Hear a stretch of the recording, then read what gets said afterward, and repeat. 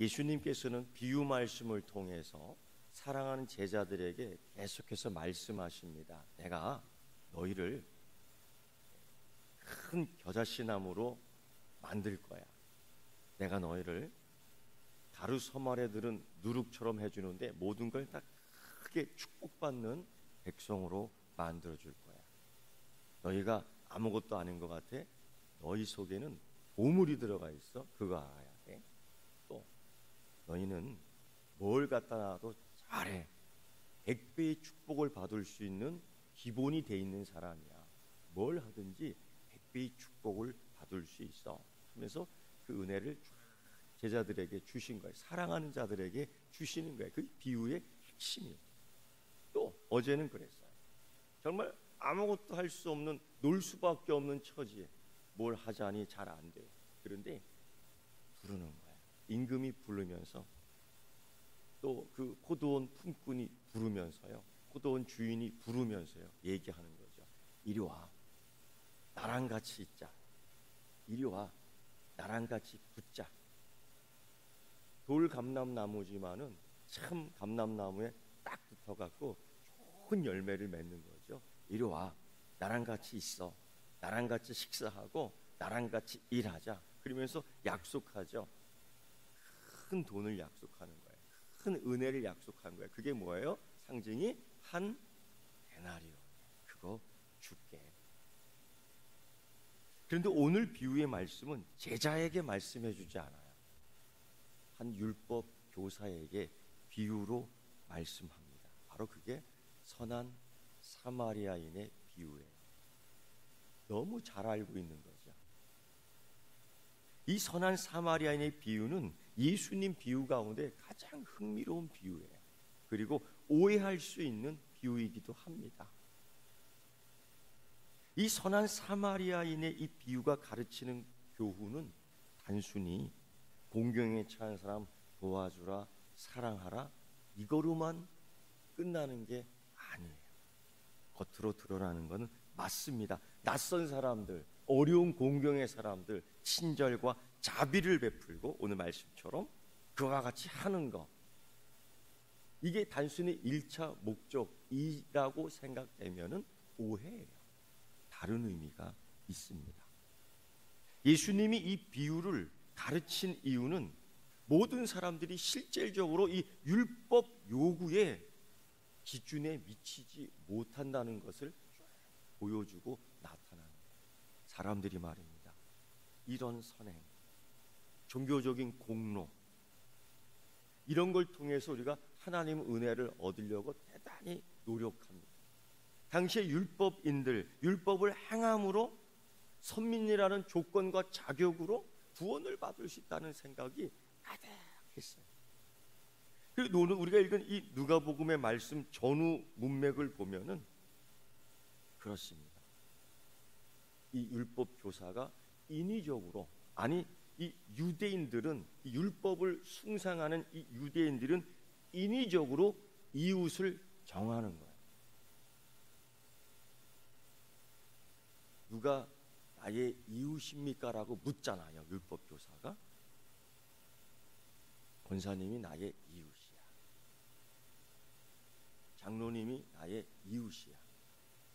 그렇게 자기가 정의를 해버려. 오늘 샤론 찬양대가 나의 이웃이야. 그럼 나머지는 원수예요.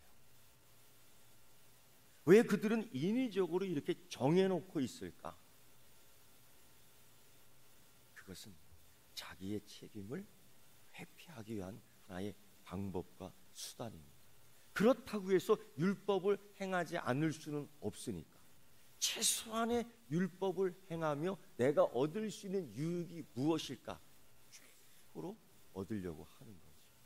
그래서 인위적으로 이웃을 정해놓고 그 이웃에게만 사랑을 베푸는 거예요.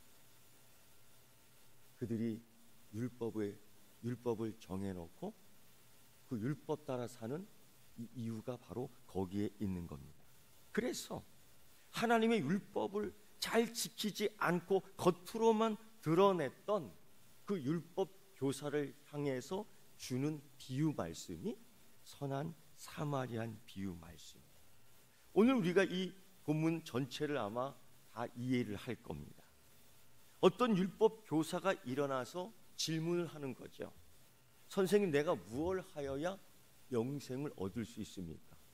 이런 질문들은 율법을 잘 해야 한다고 생각했던 사람들이 흔히 하는 질문이었습니다. 남들에게 다 자기를 과시하기 위한 하나의 질문이었습니다.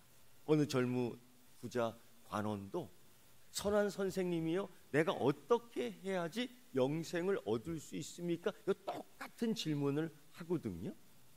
그 질문을 통해서 답변을 얻어내는 거예요. 자기가 원하는 답변을 얻어내면서 나는 이런 사람이야 하고 과시하고 싶은 거죠.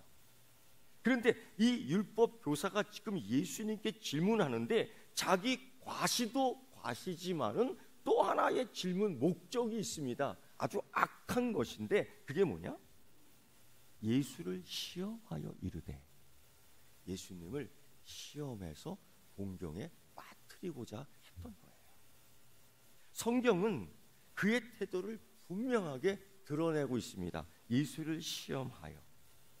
그래서 도덕적인 이 난제, 이 도덕적인 역설을 제시함으로써 예수님이 대답을 머뭇머뭇거리게끔, 아니면 예수님이 오류의 대답을 만들게끔 의도한 질문이었다는 겁니다. 그런데 이 율법 교사의 질문 자체는 정말 훌륭한 거예요.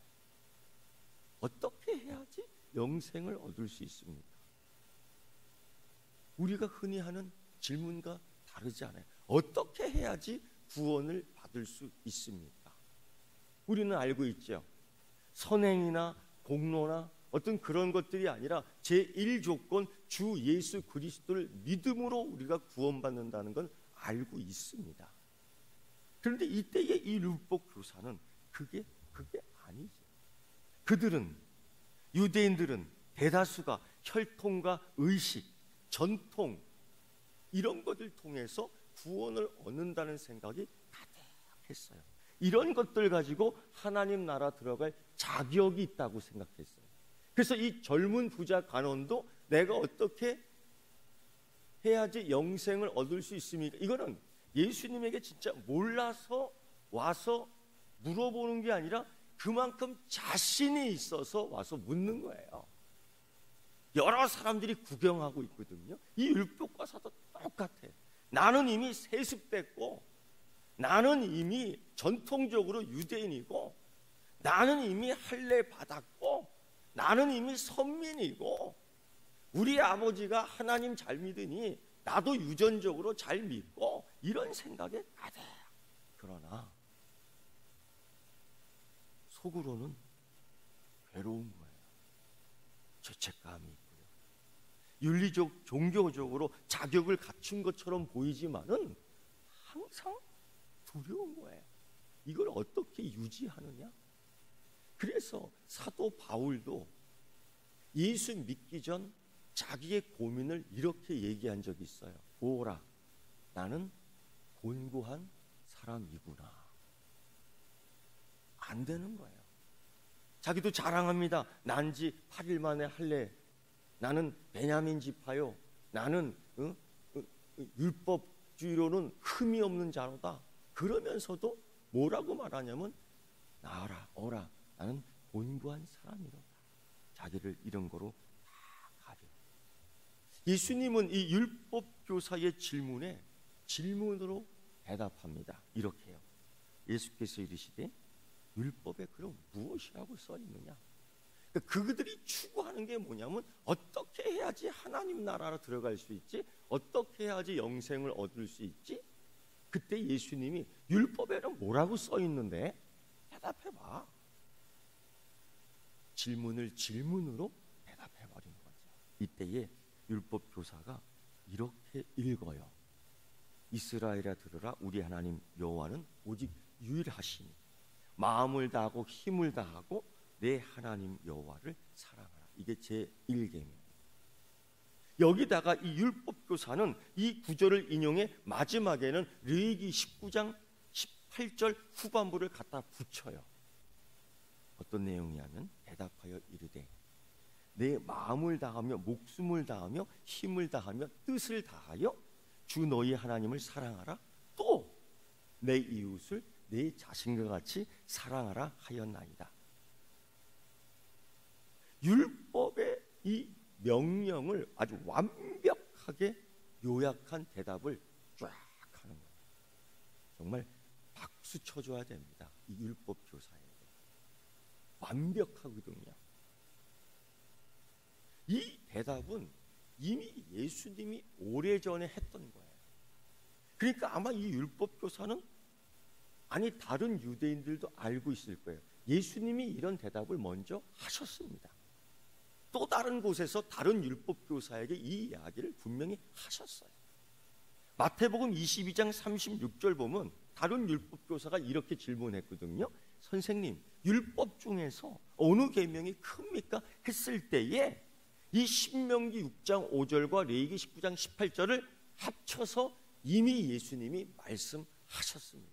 그러니까 이 율법 교사의 대답은 정답이에요. 그래서 예수님이 이 율법 교사에게 뭐라고 말하냐면 너 대답이 옳다라고 얘기해요. 정답이다. 쉽게 얘기하면 잘 맞췄어 얘기하는 거예요. 얼마나 어깨가 으쓱으쓱하겠습니까? 많은 사람들이 구경하고 있는데요. 그런데요, 너의 대답이 옳다라고 끝나지 않아요. 예수님이 뭐라고 말씀하시냐면요, 이를 행하라 그리하면 살리라. 즉 그의 질문이 뭐였습니까? 율법 교사의 질문이 무엇입니까? 예수를 시험하여 이르되 내가 어떻게 해야지 영생을 얻을 수 있습니까? 라는 이 질문에 이제 예수님이 답변하는 거야. 오라, 네 대답이 오라, 그거야. 그렇다면 이를 행해라, 그러면 살리라. 이렇게 실천해라, 그러면 영생을 얻으리라. 율법적인 질문에 율법적인 대답을 한 겁니다. 과연 이렇게 행할 수 있을까? 과연 이런 율법을 우리가 이룰 수 있을까? 이미 사도 바울은 이렇게 얘기했습니다. 율법 행위로 그 앞에 의롭다 하실 육체가 없나니 율법으로는 죄를 깨달음이라. 로마서 3장 20절 말씀에 율법을 행함으로써 의롭다 할 육체가 없다는 거예요. 자기 신앙 율법이었을 때도 그랬죠. 사도 바울은 아주 그걸 잘 알고 있었죠. 그러니까 예수님이 율법적인 대답을 하는 이 바리새인 율법 교사에게 뭐라고 율법적인 대답을 해준 거예요. 이를 행하라 그리하면 살리라. 그걸 율법을 행하면 네가 영생을 얻을 수 있어 라고 대답. 그러나 이 율법을 행할 수 있는 사람이 있을까? 사도 바울은 단연코 없다는 겁니다. 단연코 없다는 거예요. 그러면서 이 율법 교사는 알고 있죠. 스스로 의롭지 않다는 거 알면서도 사람들 앞에 자기를 의롭다고 보이고 싶었던 거예요. 어느 젊은 부자 간원처럼 큰 소리로 내가 어떻게 하지 영생을 얻을 수 있죠? 이것도 하고 저것도 하고 이것도 하고 저것도 하고. 그때 예수님께서 실천사항을 요구했어요. 그게 바로 율법의 요구입니다. 너희 있는 걸 다 팔아 가난한 사람에 주라. 이 사랑을 실천하라는 게 아니라 율법대로 한번 해봐. 그리고 나를 따르라. 바로 영생의 기회를 준 건데 이 율법을 다 이루지 못하죠. 너희 이웃에게 이렇게 하라는 거예요. 근데 그걸 못하는 거죠. 그럼 여러분, 예수님의 대답을 듣고 마땅히 이 율법 교사는 또다시 질문을 해야 됩니다. 첫째의 대답이 뭐였냐면 그거죠. 주 너희 하나님을 사랑하라. 그럼 어떻게 사랑해야 될까요? 이 질문이 순서대로 나와야 되는 거예요. 그런데 이 율법 교사는 이걸 훅 건너뛰어서 자기가 항상 관심 갖고 있던 이웃, 그러면 내 이웃이 누굽니까? 라고 질문을 해요. 하나님을 어떻게 해야지 더 사랑할 수 있습니까? 라는 질문이 마땅히 순서적으로 나와야 되는데 그 순서는 아예 집어치고 내 이웃이 누구입니까? 이 율법 교사, 이 유대인들이, 바리새인들이 항상 자기가 인위적으로 정한 이웃에 대하여 알면서 그 이웃이 누구입니까? 내가 이 사람에게 이만큼 사랑을 베풀 수 있는, 요만큼만 사랑할 수 있는, 요만큼만 손해보지 않고 사랑할 수 있는, 그래서 이 사랑이 조금이라도 넘쳐서 손해보지 않게 하게끔 하는 그 이웃의 정의에 대해서 딱 질문을 한 거죠. 왜 이런 질문을 할 수밖에 없느냐? 유대인들은요, 이렇게 정의했어요. 내 이웃을 사랑하고 내 원수를 미워하라. 이웃을 사랑하는 건 마땅한 거예요. 원수를 미워하는 건 마땅하다고 생각됩니다. 거기다가 레위기 19장 18절을 붙이는 거예요. 내 이웃을 사랑하라. 단 원수는 사랑하지 않아도 되는 거예요. 그래서 자기의 이웃을 자기가 정해놓는 겁니다. 왜냐하면 원수를 미워해도 된다면 사랑하고 싶지 않은 사람을 원수로 정의해버릴 수 있으니까. 그래서 이 여리고로 가는 그 사마리아 길 통과해서 여리고로 가는 그 길에 어느 한 사람이 강도 만나 누워 있는데, 레위인들, 제사장들, 이 율법을 잘 행하는 사람이 그냥 지나칠 수 있었던 이유는, 그냥 지나쳐도 도덕적으로 비난받지 않은 이유는, 윤리적으로 비난하지 않아도 되는 이유는 이웃이 아니기 때문이에요. 그들 스스로 이 사람은 내 이웃이 아니야 하고 그냥 지나쳐봐. 그래서 그들은 윤리적으로나 도덕적으로나 종교적으로 아무 꺼리낌이 없는 겁니다. 그래서 그는 지나칠 수 있었던 거지요. 그래서 이 유대인들, 이 율법 교사는 이웃만 사랑하는 거예요. 그 이웃을 자기가 정하는 거예요. 그래서 이 사람은 사랑하고 싶지 않아. 그래서 이웃이 아니고 그냥 원수로 정의해 버리는 거죠. 그래서 강도 만난 사람이 쓰러져 있었지만은 그들이 자신 있게 지나갈 수 있었던 것은 사랑하는 마음이 없어서가 아니고 그들의 이웃이 아니기 때문이죠. 그냥 원수로 정의해 버린 거예요. 이러한 의도, 이러한 사고방식, 이러한 율법적 이해를 가지고 예수님에게 툭 질문한 거예요. 그러면 이웃은 누굽니까? 나의 이웃이 누굽니까? 라고 묻는 거예요. 이미 자기는 생각하고 있으면서 원수를 미워해도 된다면 사랑하고 싶지 않은 사람은 누구도 원수를 간주해 버리는 거예요.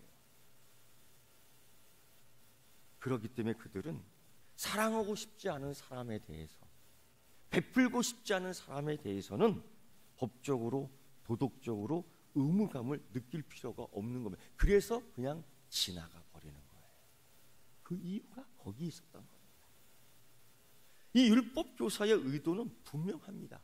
누가 이웃이고 누가 이웃이 아닌지에 대한 궤변을 내세워서 예수님을 올가매려고 했던 겁니다. 그는 원수는 이웃이 아니라는 그 율법 전통적인 견해를 확실하게 옹호하고 싶은 거예요. 그래서 예수님을 올가매고 싶은 거예요. 이때에 예수님은 스스로를 의롭다고 여기는 이 강팍한 율법교사를 불쌍하게 여겼던 거예요. 그래서 비유로 말씀해 줍니다. 지금까지 사랑하는 제자들에게만 말씀해 줬어요. 지금까지 용기 없는 제자들에게만 말씀해 주셨어요. 지금까지 자기가 부족하다, 어렵다 하는 제자들에게 아니야, 너는 100배의 축복을 받을 수 있는 그릇이야. 아니야, 너는 큰 나무야. 너는 누구든지 부하게, 흥하게, 부풀게 해줄 수 있는 사람이야. 아니야, 너에게는 보물이 있다니까. 걱정하지만 훌륭해, 귀해, 대단해, 위대하게 될 거야. 제자들에게 이런 큰 축복을 해주셨거든요. 오늘은 비유의 대상이 달라요. 율법 교사. 예수님을 어떻게든지 무너뜨리려고 그러고, 예수님을 어떻게든지 공교롭게 하려고 그러고, 이런 제자에게, 이러한 율법 교사에게 예수님 비유로 말씀하시는데 주님이 그를 불쌍하게 여겼던 거예요. 그래서 오늘 이 선한 사마리아 사람의 비유를 말씀해 줬던 겁니다. 예수님은 비유로 가르칠 이 원리 친히 실천함으로써 사실 복음을 보여주셨습니다. 율법 교사는 예수님 가르침을 거부했던 사람이에요.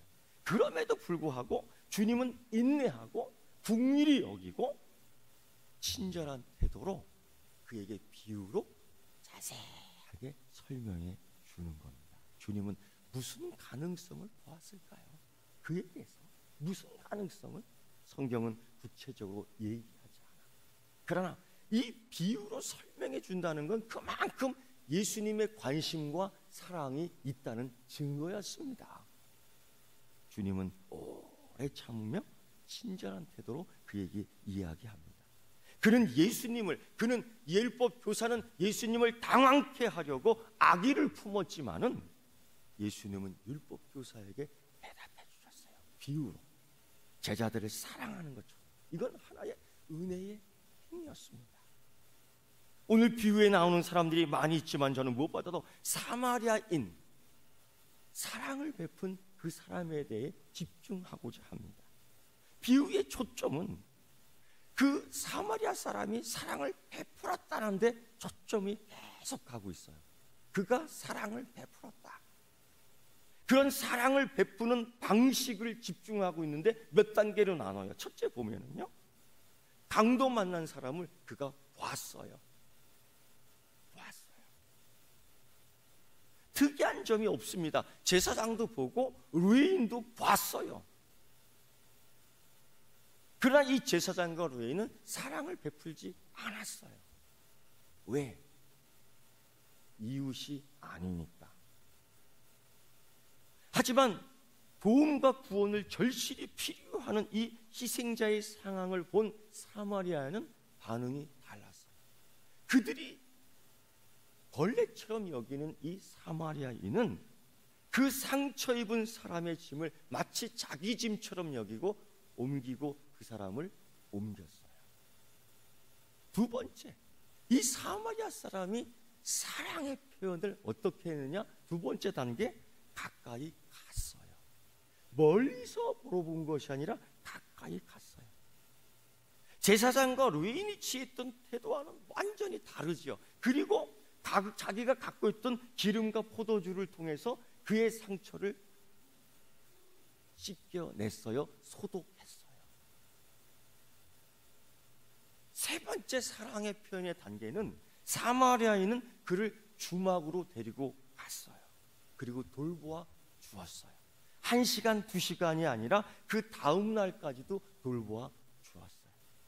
네 번째 단계는 그 주막 주인에게 돌아올 때까지 이 사람을 잘 보살펴 달라면서 2데나리온을 줬어요. 1데나리온이 군인 하루 월급치라면은 2데나리온이라는 건 엄청나는 건데, 그 당시 주막 방 한 칸을 2달 동안 빌릴 수 있는 돈이 2데나리온이에요. 그러니까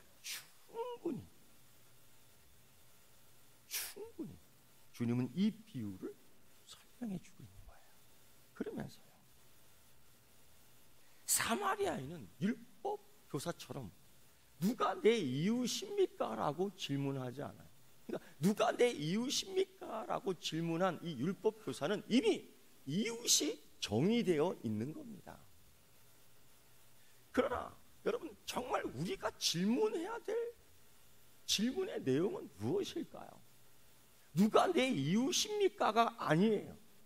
우리가 주님께 질문해야 하는 것은 내가 누구의 이웃입니까? 라는 질문을 해야 되는 거예요. 만약 율법 교사라면 누가 내 이웃입니까가 아니라 내가 누구의 이웃입니까? 라는 거죠. 이런 질문을 우리는 하지 않습니다. 그 대답은 공경에 처한 사람이라면 누구나 다 내 이웃이라는 거예요.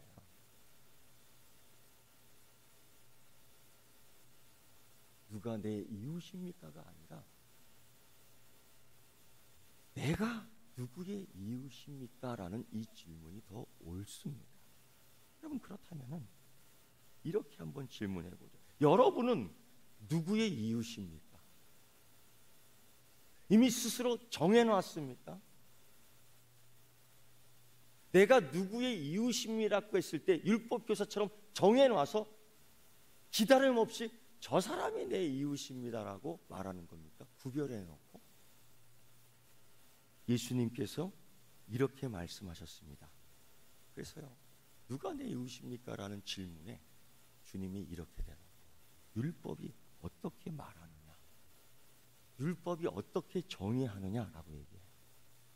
내 이웃을 내 자신과 같이 사랑하라 하였나이다. 이거 맞지요? 문제는 내 이웃을 정해놨다는 거죠. 두 번째, 그러나 그 대답만 갖고 주님이 이렇게 얘기해요. 내 대답이 옳도다. 그리고 이렇게 말해요. 이를 행하라, 그러면 살리라. 이 젊은 부자 관원, 젊은 율법 청년이 왔을 때도 똑같이 이를 행하라, 그러면 살리라. 그런데 여러분, 여기 또 다른 비밀이 있습니다.